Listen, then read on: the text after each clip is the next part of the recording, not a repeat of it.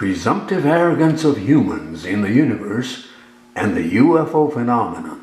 It's Not What You Think. By Gary Bates, author of Alien Intrusion.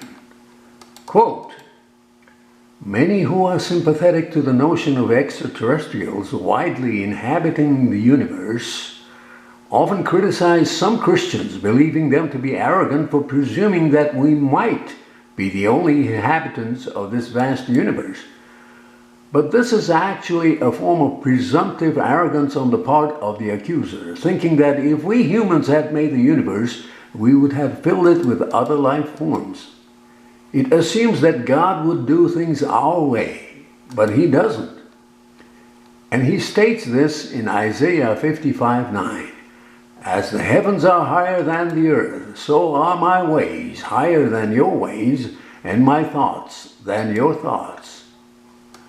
Perhaps His interest in and love for us are made all the more profound by our tininess and uniqueness in an immense, though otherwise possibly uninhabited universe, at least by physical entities.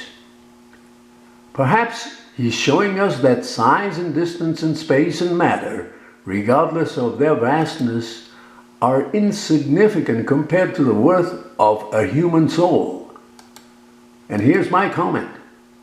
To me, it is truly mind-boggling that every single individual living now among the nearly 8 billion or more in this entire world at this time is unique and different from the rest. To me, this is simply miraculous, even mathematically speaking. The only conclusion is that God made every single individual a unique, precious human soul. In a similar manner, can the earth be a unique presence in the universe? God put stars in the heavens not only for His glory, but incredibly for mankind whom He loves. Genesis 1:14 states, and God said, let there be lights in the firmament of the heaven to divide the day from the night, and let them be for signs and for seasons and for days and years. More and more discoveries suggest design, intelligence, and purpose in this amazing universe. As we discover more of these truths, though, we have a paradox because another mystery seems to exist, that is the UFO phenomenon.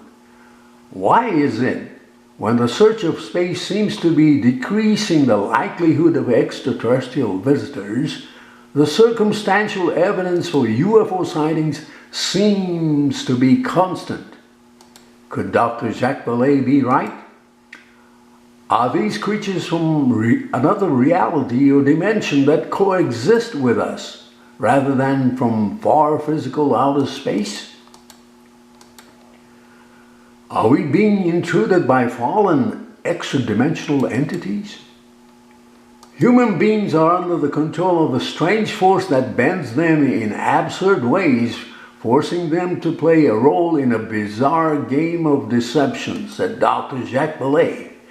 And in my opinion, Dr. Jacques Vallée is probably the world's topmost authority on the deep nature of the UFO phenomenon.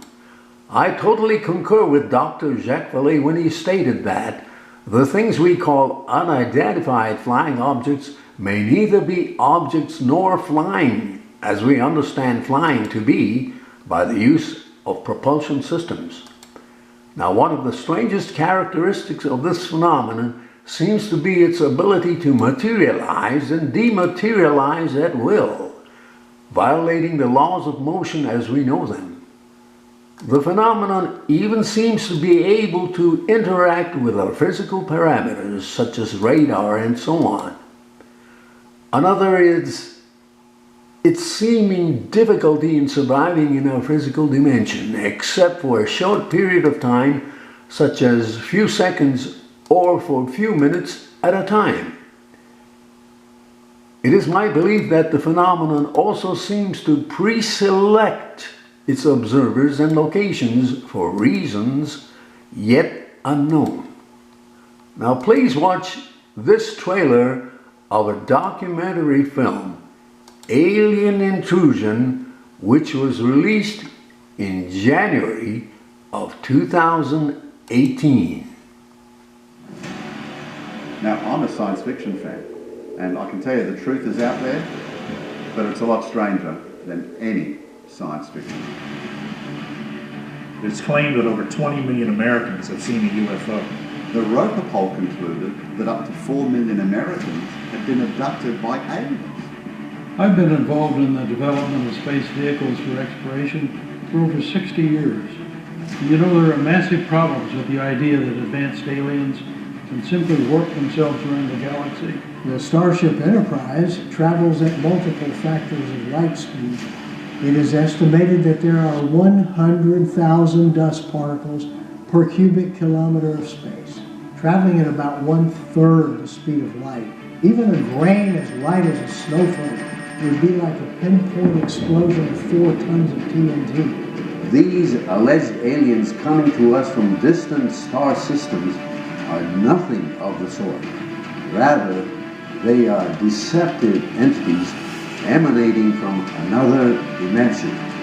These experts tell us that the very laws of physics must be violated if these aliens are to get here from distant star systems.